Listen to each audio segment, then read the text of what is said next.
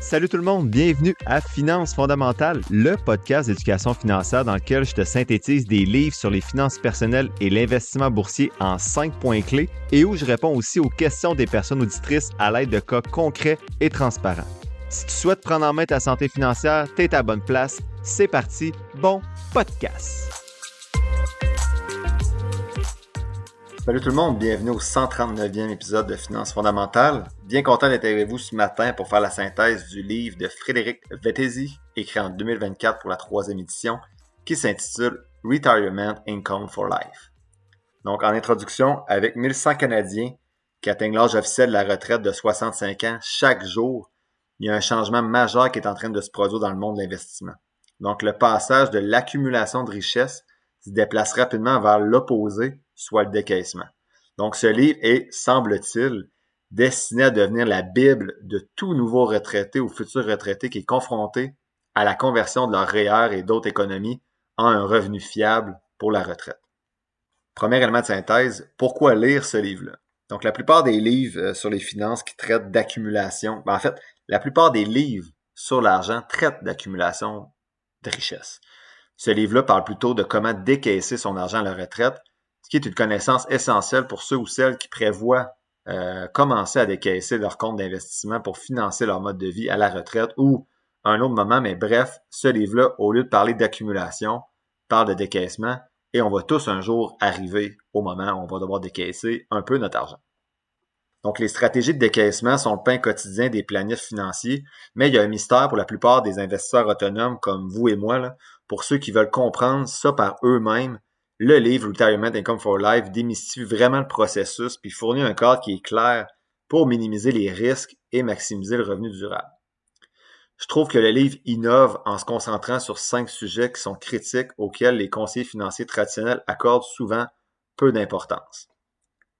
En effet, vous allez voir toutes les améliorations que l'auteur va présenter puis que je vais vous synthétiser plus loin sont pas toutes dans l'intérêt des professionnels du monde financier. Donc, c'est-à-dire qu'il y a certains conseillers peut-être plus scrupuleux, ne sont pas tous comme ça, bien sûr. Poursuivez-moi pas, s'il vous plaît. Il y en a qui sont excellents.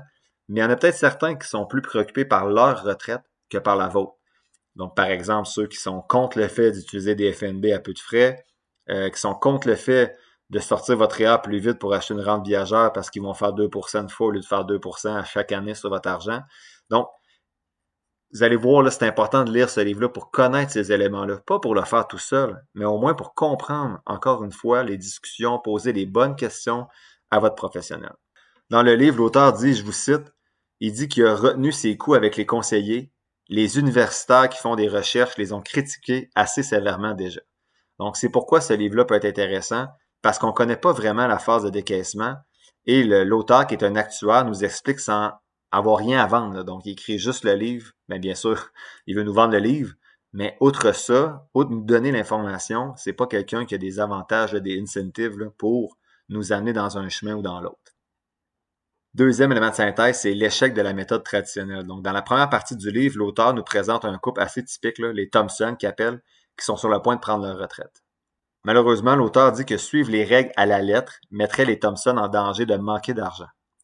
Entre autres, l'auteur décrit comment la règle des 4% est tout simplement trop rigide et comporte des risques inacceptables selon lui si les rendements des investissements sont constamment faibles ou s'il y a un choc financier très tôt dans la retraite. Donc, voir l'épisode 39 de Ben Félix là, pour la règle du 4% notamment. Il présente les données qui montrent que les dépenses des retraités ont tendance à augmenter moins rapidement que l'inflation. C'est ce qu'on voyait avec Ben Félix aussi, à peu près 1% de moins, surtout entre 70 et 90 ans. Donc, même si les retraités doivent être prudents avec leurs actifs, en moyenne, ils ont tendance à les épuiser plus lentement que ce qu'on pourrait penser. On a parlé, comme j'ai dit tantôt dans l'épisode 39, avec la règle du 2,7% qui pouvait être finalement 3,7% pour s'adapter au rythme de dépenses qui grossit moins vite que le rythme de l'inflation.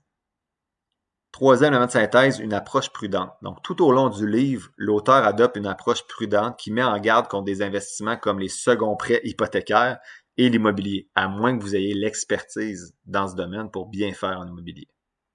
Les retraités sont généralement plus prudents en matière de risque. C'est donc logique, selon l'auteur, d'être conservateur. Il dit de ne pas viser la lune, viser plutôt un taux de rendement d'environ 5%.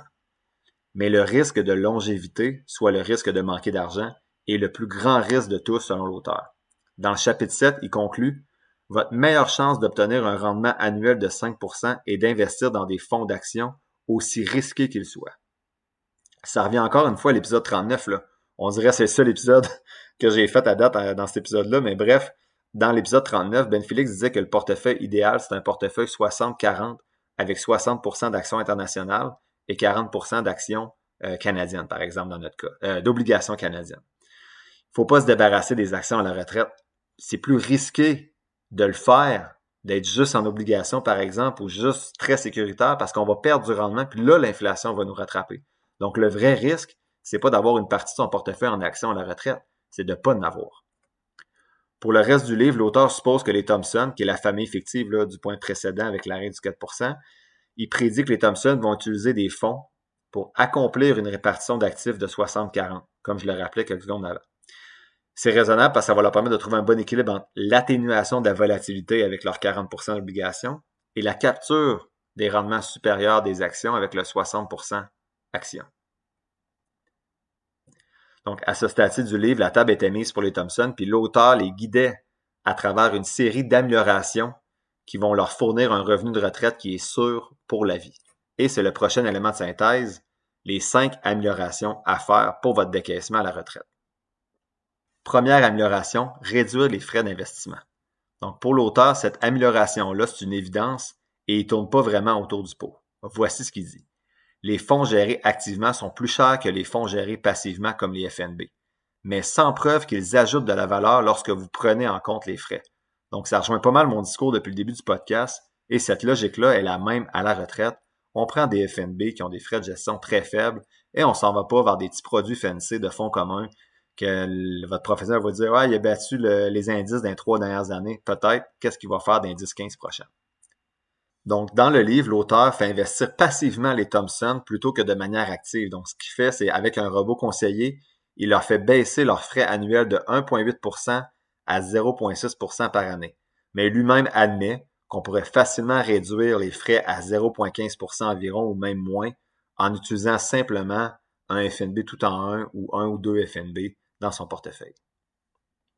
L'auteur est américain, donc 1,8%, c'est pas pire, mais ici, je vois du 2,7, 2,8, 2,3, donc c'est encore pire l'impact des frais sur votre portefeuille. Personnellement, je pense que les FNB d'allocation d'actifs tout en un, là, comme XBAL, VBAL, qui sont 60-40 ou ZBAL, peu importe, c'est tous des FNB qui fournissent presque tous les avantages d'un robot conseiller à environ 1/3 du coût, excepté le fait d'investir automatiquement. Donc, pour moi, si ça vous tente vraiment pas d'investir une fois par mois, 3 mois, une fois par année, allez-y avec le robot conseiller ou un professionnel. Là. Je dis jamais de tasser de professionnel, mais il faut être conscient qu'il y a des frais. Et si vous voulez le faire tout seul, ben ce genre de produit-là facilite beaucoup le travail, comme j'en ai parlé souvent. OK, mais comment avoir un portefeuille 60-40 à la retraite? Parce que XBAL, VBAL et ZBAL, c'est la façon la plus simple. C'est des portefeuilles 60-40, donc 60% international et 40% obligations. Par contre, à l'épisode 39, j'avais dit les différentes façons qui existaient pour reproduire ce portefeuille-là de la meilleure manière. Donc, on vient de voir VBAL, XBAL, ZBAL, c'est bien. Le problème avec ça, c'est que le Canada est surpondéré dans les actions au détriment du reste des actions internationales ou américaines. L'autre façon de faire que j'avais présenté à l'épisode 39, si vous voulez pas aller dans des produits comme VBAL, XBAL qui surpondèrent le Canada, c'est d'y aller avec 2 FNB. Donc, ce que j'avais présenté, c'était le FNB VT de Vanguard World Stock, donc il y a toutes les qui fait le tour de la planète. Là. Donc, tu aurais 60% dans ce FNB-là que le symbole c'est VT. Et ce FNB-là a 59% des actions aux États-Unis, 6% Japon, 3% Canada, etc. Donc là, tu aurais vraiment ta diversification actions internationales avec VT. Pour le 40% obligations, là, tu as 2 choix. Soit tu vas avec BNDW, qui est un FNB d'obligation international, donc tu as 49% US, 8% Japon, 4% Canada, etc. Ou, comme Ben Félix le suggère, tu peux y aller avec un FNB d'obligation seulement canadienne, comme par exemple le FNB XBB. Donc, tu aurais 2 FNB pour ton décaissement qui permettraient de respecter le 60% d'actions internationales et le 40% d'obligations soit internationales ou canadiennes uniquement. Tu dois t'assurer, bien sûr, ensuite de garder la balance dans ton portefeuille 60-40. J'ai pas trouvé un seul FNB. Si vous en connaissez un, tant mieux, mais qui pourrait faire les deux en même temps. Donc, il y aurait un 60% international et qu'il y aurait un 40% d'obligations, soit canadiennes ou internationales, au sein d'un même FNB.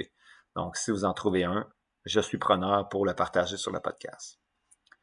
En gros, là, pour cette première amélioration-là, de réduire les frais, ça pourrait être le plus grand facteur qui soit là, sous votre contrôle là, en tant qu'investisseur. Donc, ça va grandement améliorer votre situation financière sans avoir besoin de prendre plus de risques.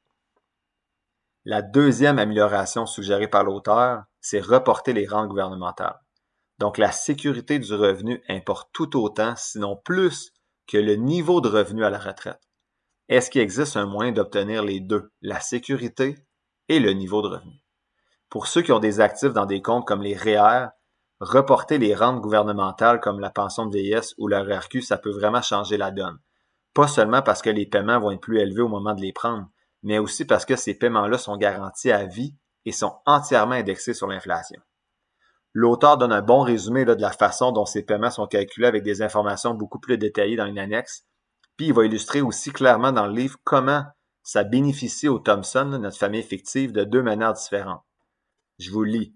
Non seulement ils atteignent leur objectif de revenu pour encore 2 ans, mais plus important encore, leur écart de revenu dans les années restantes est beaucoup plus petit qu'auparavant. Donc, bien que l'attente de quelques années pour avoir des paiements beaucoup plus importants sont clairement bénéfiques, il y a beaucoup de personnes qui hésitent à retarder ces rentes gouvernementales-là, soit par un manque d'information ou juste par un choix là, qui est fait de façon consciente, mais qui n'est pas mathématiquement logique. Là. Donc, l'auteur consacre un chapitre là, supplémentaire pour reconnaître puis aborder ces préoccupations-là liées aux rentes gouvernementales, tout en décrivant clairement les quelques situations dans lesquelles reporter les rentes pourrait ne pas être une bonne option. J'en parle pas aujourd'hui, c'est vraiment un teaser pour aller lire le livre. C'est quand que vous ne devriez pas reporter les rentes gouvernementales. Roy Lévesque et Associés, c'est un cabinet de services financiers familier de troisième génération établi à Magog qui accompagne des familles partout au Québec depuis plus de 60 ans dans la gestion de leur patrimoine. Ce qui est vraiment unique chez eux, c'est leur approche axée sur la confiance et le relationnel dans laquelle chaque famille a une stratégie sur mesure. C'est justement avec Simon-Pierre Gingras, qui est conseiller en sécurité financière chez Roy Lévesque et Associés et actionnaire de la firme, que j'ai fait affaire pour l'assurance vie de mes filles parce qu'il détient le titre de professionnel agréé du Infinite Banking acquis directement à l'Institut Nelson Nash. J'ai consulté 3 experts pour mettre en place cette stratégie-là et j'ai choisi Simon-Pierre pour son efficacité et son intégrité. Il a pas niaisé en essayant de me vendre 2,2 millions d'assurances pour mes filles en plus de m'en offrir pour mes oncles et mes tantes. Il est parti du budget que je lui avais dit pour m'offrir un produit sur mesure qui répondait réellement à mes besoins. Donc que ce soit pour la gestion de vos investissements ou votre planification fiscale, quand Simon-Pierre travaille avec vous, c'est pour vous offrir la meilleure solution après avoir bien analysé votre situation. Si vous cherchez des partenaires pour vous aider à bâtir un avenir solide pour vous et votre famille, je vous encourage à contacter Roy Lévesque et Associés en cliquant sur le lien dans la description de l'épisode. Troisième amélioration, c'est acheter une rente viagère. Donc, réduire les frais et reporter les rentes gouvernementales, pour l'auteur, c'est des coups de circuit pour plusieurs retraités. La suggestion d'acheter une rente, c'est pour sa part un argument de vente un peu plus difficile, moins populaire. Donc, l'auteur le reconnaît, mais expose clairement et rationnellement sa position dans le livre, de sorte qu'à la fin du chapitre, j'étais vraiment convaincu. Non pas que tout le monde devrait acheter une rente viagère, par exemple si vous avez déjà un fonds de pension, mais que chaque retraité devrait au moins considérer la rente viagère dans son plan de décaissement à la retraite, particulièrement s'ils sont très averses au risque ou qu'ils sont pas capables de décaisser leur argent parce qu'ils sont trop cheap, comme moi probablement quand je vais être retraité. Donc, la logique est simple avec les rentes viagères. Puis en passant, une rente viagère, là, c'est comme si tu t'achetais un fonds de pension. Là. Tu vas avec une compagnie d'assurance, tu dis, je te donne 500 000, tu me donnes combien par année jusqu'à ma mort. Donc, je résume ça de façon très en surface, là. Mais en gros, c'est ça. Donc, l'auteur dit que la logique est simple. Ce qu'on veut faire, c'est transférer autant de risques que possible en dehors de votre portefeuille.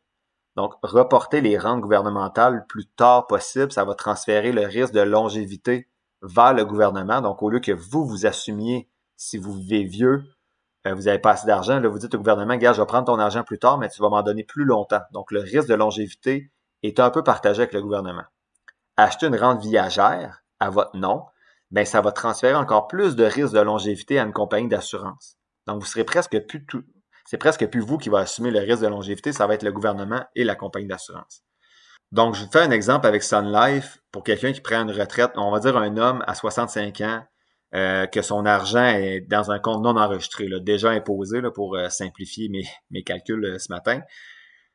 On va dire que tu prends 25% de 1 million, donc c'est 250 000. Donc, le taux d'imposition estimé à la retraite du monsieur, c'est 35%. Le résultat, si tu prends 250 000 pour une rente viagère, avec la Sun Life, j'ai pris un exemple de Sun Life sur leur site, mais le résultat, ça serait 15 330 $ par année. J'ai pas de détails, malheureusement, avec les options, là, si tu une rente viagère transférable ou pas, mais si tu donnes 250 000 $ à la Sun Life demain matin, tu es un homme qui veut prendre sa retraite à 65 ans, avec un taux d'imposition de 35%, ben, le résultat, c'est qu'il te reste dans les poches 15 330 par année. Dans leur résultat, c'est intéressant, ils comparent ça à un CPG 3%. Donc, si au lieu de prendre la rente viagère, tu prenais un CPG 3% avec 250 000, il dit que tu n'aurais plus d'argent à 84 ans alors que l'espérance de vie est à 87. Alors que là, avec la rente viagère, ben, tu vas avoir ton montant jusqu'à la mort. Est-ce que financièrement, c'est le meilleur move? Je suis pas sûr. Personnellement, par contre, je pense peut-être que c'est un bon move pour transférer justement le risque de longévité puis avoir une tranquillité d'esprit. C'est un revenu fixe qui est assuré la rente viagère pour peut-être pas retirer d'actions dans un creux le boursier, justement. Bref, pour la rente viagère, consultant un professionnel. Moi, je suis dans mon sol, mais depuis ma lecture du livre Die with Zero, Die with Zero, je trouve que la rente viagère, c'est un outil intéressant. Moi, j'ai mon fonds de pension université. Fait que, tu sais, je vais l'avoir, ma rente viagère, de façon indirecte. Mais je trouve ça intéressant pour ceux peut-être qui n'en ont pas ou qui veulent avoir un 100% de revenu garanti, qui pourraient compléter leur fonds de pension avec une rente viagère. Ce que ça fait, c'est que ça t'enlève un stress. De dire, OK, j'ai tant d'argent, je pense que je vais vivre jusqu'à X années, 95 ans, mettons 89, peu importe. J'ai besoin de temps par année. Je sais que mes besoins de base sont protégés, sont en sécurité. Puis au pire, si c'est une mauvaise année en bourse, puis je ne veux pas décaisser de mon CELI, on va dire, ben au moins tous tes besoins de base, ta maison, loisirs, tout ça, c'est comblé. Puis après ça, tu vas peut-être te dire, ben cette année-là, je ne ferai pas un voyage. Mais au moins, je pense que ça amène une certaine sécurité. Mais bien sûr, cette sécurité-là a un prix. Tu ne feras pas autant. Si tu faisais juste garder ton argent puis t'as placé, probablement que tu aurais de meilleurs rendements que ce que tu pourrais retirer avec ta rente viagère. Par contre, le risque de longévité est dans tes mains. Et le risque des marchés boursiers également, selon le moment où tu prends ta retraite.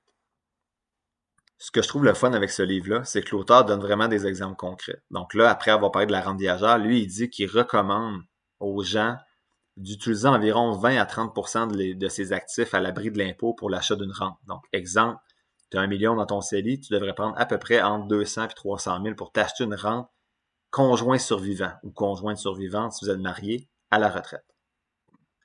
Donc, lui, son produit préféré, c'est une rente conjoint survivant ou conjointe survivante qui va verser si vous mourrez. Donc, mettons, je vais faire un chiffron, là, mais vous donnez 10 000 $ par année avec votre rente, vous recevez 10 000 $ par année avec votre rente. Si vous mourrez, ben, la compagnie va continuer de donner entre 6 000 et 7 500 selon le produit que vous avez, là, entre 60 et 75% à la personne qui survit. Ce qu'il dit, c'est avec cette rente-là, il suggère d'acheter une assurance vie temporaire pour compenser la différence. Donc, si il vous manque 3 000 à cause qu'il redonne 7 000 sur le 10 000 à votre conjointe survivante ou votre conjoint survivant, vous devriez acheter une assurance vie temporaire de 3. Là, vous comprenez que les chiffres n'ont pas de sens parce que j'ai pris des chiffres trop petits là, pour faciliter mes calculs mentaux pendant que je parle. Mais là, dans le cas que je viens de dire, vous devriez acheter une assurance vie temporaire de 3 000 $, on va dire sur 30 ans, ce qui vous amène à 95 ans, on va dire. Pour au cas que vous mourrez, ben là, elle va recevoir la différence avec la rente qui est plus petite, mais ce qui lui manque, ça va venir de l'assurance vie temporaire. Donc, lui, il dit que ça revient moins cher et ça permet d'avoir un petit peu le meilleur des deux mondes. Il recommande pas d'acheter des rentes viagères qui sont indexées à l'inflation. C'est pas populaire et c'est plus cher. Ben, en fait, c'est plus cher parce que c'est pas populaire comme produit, donc l'offre et la demande. Il dit que c'est plus cher pour rien. Donc, vos rentes gouvernementales sont déjà indexées à l'inflation et vous protègent en partie. Encore une fois, je répète, ça concerne les personnes souvent qui n'ont pas de fonds de pension à prestations déterminées. Là. L'auteur dit qu'il a essayé avec 40% puis 20%, mais il dit que 30%, c'est vraiment le point idéal à 65 ans Donc, investir 30% de son portefeuille. Si vous n'avez pas de fonds de pension avec votre employeur ou avec le gouvernement, prenez 30% de l'argent que vous avez. Selon l'auteur, là, c'est pas un conseil, mais lui dit de prendre 30% et vous achetez une rente viagère transférable au conjoint ou à la conjointe survivante. Et le reste est compensé avec une assurance vie temporaire. Il dit qu'ensuite, vous pourriez ajouter un autre 20-30% de rente par rapport au portefeuille qui vous reste rendu à 75 ans. Donc, si entre 65 et 75 ans, ton million est rendu à 600 000, donc tu as enlevé 250 000 pour la première rente, moins, on va dire, en 10 ans, tu as retiré 15 000 par année de plus, donc il te reste 600 000 dans ton CELI, on va dire, ben on prendrait 20 à 30% du 600 000 qui reste à 75 ans pour acheter une autre rente. Donc, pourquoi ne pas juste prendre une plus grosse rente à 65 ans? C'est pas nécessairement expliqué clairement dans le livre, mais peut-être pour profiter justement pendant 10 ans de rendement supérieur sur le marché boursier avant de déplacer un peu plus de risque de longévité sur la compagnie d'assurance. Donc, peut-être même qu'à 85 ans, on pourrait investir ce qui nous reste dans les rentes pour s'assurer que ça va jusqu'à la fin. Mais là, rendu là, je suis pas sûr que c'est intéressant parce que tu as moins de chances de toucher cette rente-là. Là. Donc, à voir ce que vous faites avec ça. Mais lui, ça serait 30% à 65 ans. On compense avec une assurance vie temporaire pour la différence. À 75 ans, on ajoute un autre 20-30%. Puis c'est pas mal là qui arrête l'auteur, mais il va pas plus loin dans sa réflexion par rapport à ça. L'amélioration numéro 4, c'est savoir quel revenu retirer. Donc, l'auteur dit, aussi importantes que soient les 3 premières améliorations, elles sont pratiquement inutiles si vous retirez trop ou trop peu de revenus. Donc, les 3 premières améliorations, c'était diminuer les frais. Là, je remonte, j'ai oublié la deuxième. Diminuer les frais, c'était la première. La deuxième, c'était reporter les rentes gouvernementales plus tard. Et la troisième, c'était acheter une rente viagère. Donc, diminuer les frais, repousser les rentes gouvernementales, acheter une rente viagère. La quatrième, ben, c'est savoir comment sortir son argent comme il faut. Il dit que même un petit changement dans les dépenses cumulées sur de nombreuses années de retraite va avoir un impact massif sur votre sécurité financière. Donc, les 2 grandes questions à se poser sont les suivantes selon l'auteur. Première, comment savoir quel revenu retirer en premier de mes épargnes? Donc, dans le fond, dans quel compte aller piger? Et la deuxième question, comment modifier ce montant en fonction de l'amélioration ou de la détérioration de ma situation au fil du temps? J'ai vraiment été impressionné par cette section-là du livre parce que les retraités se posent tout le temps là, ces questions-là, donc je trouvais ça intéressant qu'ils les traitent directement. Donc, la norme pour de nombreux investisseurs autonomes, c'est de vivre de la somme de leur rente gouvernementale, des retraits obligatoires de leur REER, des revenus de dividendes et de toute pension à laquelle ils ont droit. Donc, en gros, il dit que l'investisseur autonome typique, là, il va prendre ses rentes gouvernementales, il va prendre ses retraits obligatoires de ses REER, exemple qui est rendu à 71 ans avec le FER, il va avoir des dividendes, puis il va avoir un fonds de pension peut-être ou quelque chose ici et là. Mais il dit qu'on peut faire mieux que ça et il nous montre qu'on n'a pas besoin d'un planificateur financier si on est prêt à faire un peu de travail nous-mêmes. Ici, c'est pas un conseil, je fais juste répéter ce que lui dit. Donc, l'amélioration numéro 4, ça implique d'utiliser ce qu'il appelle le calculateur de retraite personnelle amélioré, que lui-même a créé, bien sûr. Donc, si vous avez au moins 50 ans, ça ne fonctionnera pas là, si vous entrez à un âge plus jeune que 50 ans. Il faut que vous preniez quelques minutes pour entrer toutes les informations pertinentes, mais c'est, semble-t-il, j'ai lu en ligne un peu, là, c'est un des meilleurs calculateurs en ligne gratuits. Donc, je vous donne l'adresse, là, c'est https://www.perc-pro.ca/basic, B-A-S-I-C. Donc, cette calculatrice-là va montrer combien de revenus vous pouvez retirer selon 3 scénarios différents. Donc, le scénario 1, c'est si vos rendements d'investissement sont très faibles et que vous n'adoptez pas les 3 améliorations que j'ai dit avant. Frais bas, rente gouvernementale repoussée et rente viagère. Scénario 2, c'est si vos rendements d'investissement sont faibles, mais que vous avez fait les améliorations précédentes. Et scénario 3, c'est si vos rendements d'investissement sont moyens, donc environ 5% par année, et qu'en plus, vous avez fait les améliorations. Donc, c'est sûr que c'est pas aussi bon que les logiciels de planification professionnels, mais pour un calculateur gratuit, honnêtement, c'était vraiment impressionnant. USAA knows dynamic duos can save the day, like superheroes and sidekicks, or auto and home insurance. With USAA, you can bundle your auto and home and save up to 10%. Visit USAA.com/bundle. Bundle savings are off total premium, not available in all states or in all situations. To qualify, auto policy must be active prior to property policy issue, subject to change. Restrictions apply. Membership eligibility and product restrictions apply and are subject to change. USAA means United Services Automobile Association and its affiliates, San Antonio, Texas. Hey, it's Paris. You know I love sparkly things, right? Like stars. Duh. And thanks to Hilton and AutoCamp, I just slept under them. Picture me, serving looks by the fire outside my luxurious Airstream, making s'mores with the kids, while a national park is our backdrop. The great outdoors meets Hilton hospitality. That's hot. Explore all the new ways to stay at Hilton.com. Hilton for the stay. Amélioration numéro 5, la dernière, c'est la garantie de prêt hypothécaire inversé. Donc, les 4 premières améliorations qu'on a vues ensemble visaient à tirer le meilleur parti là, de l'argent que vous avez à la retraite. Mais qu'est-ce qu'il faut faire si votre route de retraite, là, votre route pendant la retraite est particulièrement difficile et que vous devez d'une manière ou d'une autre là, générer plus d'argent plus tard dans votre vie? Si vous possédez une maison, l'auteur dit que vous avez différentes options. Il tient par contre à souligner, je vous lis mot pour mot, emprunter contre votre maison n'est pas quelque chose que vous devriez faire à la légère. Mais c'est quelque chose que certains retraités pourraient envisager s'ils ont une grosse équité dans leur maison et que la réduction de leur lieu de vie n'est pas une option. Donc en gros, si vous avez une maison, de l'équité sur la maison puis que vous ne voulez pas déménager, ça peut être une option envisageable d'avoir un prêt hypothécaire inversé. Donc l'auteur explique que les prêts hypothécaires inversés, ils ont des taux d'intérêt plus élevés que les prêts hypothécaires réguliers, mais vous n'avez pas à faire de paiement tant que vous ou votre conjoint vivez dans la maison. Vous ne pouvez pas non plus être contraint de déménager. Donc, de cette façon-là, les taux d'intérêt plus élevés reflètent bien sûr le risque supplémentaire qui est pris par la personne, par l'institution qui vous prête l'argent. L'auteur est toutefois clair, un prêt hypothécaire inversé, c'est en dernier recours et ça devrait probablement être envisagé vers l'âge de 75 ans, pas avant. Donc, c'est plus une garantie là, qu'une amélioration. Ce n'est pas vraiment quelque chose vers laquelle il pousse le lecteur. Ce que ça fait, une hypothèque inversée, ça permet aux propriétaires plus âgés de convertir une partie de la valeur de leur maison en argent, en liquidité, sans avoir à effectuer des paiements mensuels. Donc, contrairement à un prêt hypothécaire qui est traditionnel, le solde qui est dû, au lieu de diminuer, va augmenter avec le temps parce que les intérêts vont être ajoutés au capital et le prêt est généralement remboursé lorsque la maison va être vendue, souvent après le décès du propriétaire ou bien le départ permanent de la maison. Donc, par exemple, si la maison vaut 300 000, j'emprunte 150 000 pour acheter une rente, le solde de 150 000 va monter de X% jusqu'à ma mort. Si à ma mort, le solde est à 210 000 puis que je vends ma maison 300 000, il va rester 90 000 à mes héritiers.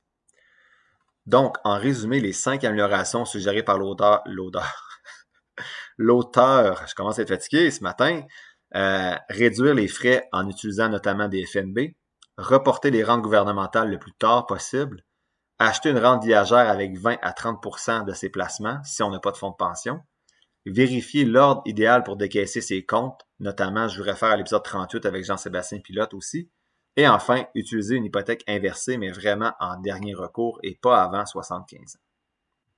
Dernier élément de synthèse, je commence à perdre la voix, donc il est un petit peu plus court. Combien ça te prend pour ta retraite? Donc, l'auteur aborde aussi le sujet récurrent de la somme que ça prend pour prendre une retraite. Il nous rassure d'abord pour que la classe moyenne, ce qu'on nous dit habituellement, la directive traditionnelle qu'il faut remplacer 70% de notre revenu, il dit que cette directive-là est beaucoup trop élevée.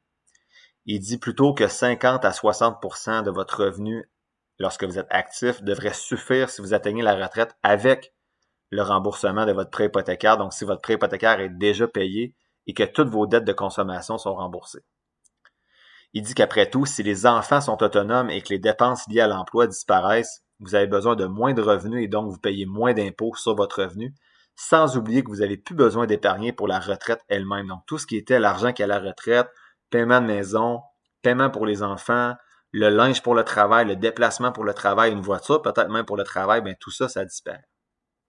Il dit aussi que lorsque vous passez de vos années actives à vos années de ralentissement, les dépenses ont tendance à diminuer, bien qu'elles puissent des fois augmenter lorsque vous arrêtez de travailler, plus vers la fin de votre retraite parce qu'il va y avoir des coûts de santé plus élevés. Donc, ces coûts-là vont augmenter vers la fin de votre retraite. L'auteur fournit des exemples concrets pour illustrer son point de vue. Donc, le cas de base, c'est un couple qui s'appelle Carl et Anna dans le livre. C'est pas leur vrai nom, bien sûr. Ils ont 500 000 dans leur REER combiné, puis ils ont 50 000 dans leur CELI. Par contre, avec le couple, il inclut également des informations pour les couples plus fortunés avec 5 fois ce montant-là. Donc, vraiment, cet exemple-là dans le livre est intéressant si le montant à avoir à la retraite, c'est une question qui vous chicote. Mais là, l'épisode est déjà assez long, donc je ne vais pas creuser cet exemple-là précisément, mais si vous voulez lire le livre, qui est un livre super intéressant à la base, vous aurez des informations supplémentaires sur ce couple-là. En conclusion, le livre Retirement Income for Life, c'est vraiment une lecture pour moi essentielle pour tout investisseur autonome qui prévoit de prendre sa retraite dans les 5 prochaines années ou qui est déjà à la retraite, ou tous ceux qui veulent juste comprendre, que ce soit pour investir seul, décaisser seul, ou bien juste être en mesure de mieux discuter avec votre professionnel pour comprendre c'est quoi les enjeux ou les éléments qui vous partagent dans la stratégie de décaissement. Le livre est super clair, il est fondé sur des preuves et il est bien écrit. Donc, vous pouvez choisir de ne pas utiliser toutes les améliorations que l'auteur suggère, mais vous comprendrez au moins ces choix-là que vous faites et vous aurez les outils pour réévaluer vos décisions au fil du temps.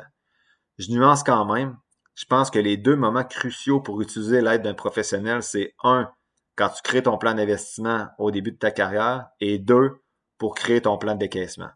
Personnellement, je vais être à l'aise d'être autonome pour mon décaissement, mais je pense que ça peut être une bonne idée de payer quelqu'un à l'heure lorsque vous êtes rendu là. Donc, les key points, ce que je retiens de ce livre-là, c'est un livre qui est très intéressant et qui aborde le décaissement à la retraite, un sujet qui est peu discuté à date dans le podcast et dans les livres financiers que j'ai lus. La semaine prochaine, je réponds à les questions des auditeurs et ce jeudi, c'est le début des analyses de mars 2025. Donc, je présente mon top 3, NVIDIA, Arista Networks et Fortinet. L'épisode tire à sa fin, j'espère que tu l'as apprécié. Si c'est le cas, je t'invite à le partager et à t'abonner au podcast, en plus de mettre quelques étoiles ou de le liker selon la plateforme sur laquelle tu m'écoutes. Tous les liens pour me soutenir sont quelque part dans la description de l'épisode. N'oublie pas que les informations communiquées dans le podcast sont dans un but strictement éducatif, ce ne sont pas des conseils financiers. Je t'invite à consulter un professionnel pour des conseils spécifiques à ta situation parce que je ne peux pas être tenu responsable de tes décisions financières. Comme je le dis depuis un petit bout, je ne suis pas un expert, prends donc pas ce que je dis pour du cash, fais toujours tes propres recherches. Sur ce, merci d'avoir passé un peu de temps avec moi aujourd'hui et on se voit dans le prochain épisode de Finances fondamentales. As a business owner, you're not chasing the norm, you're building momentum. But your bank wasn't made for modern money management. You need a Relay, an online money management platform that moves as fast as you do. With Relay, you can open up to 20 accounts so you can separate your cash for things like income, payroll, or operating expenses. All you need is a few minutes to sign up at relayfi.com/Spotify. That's relayfi.com/SPOTIFY. Relay is a financial technology company and is not a bank. Bank services provided by Thread Bank, member FDIC.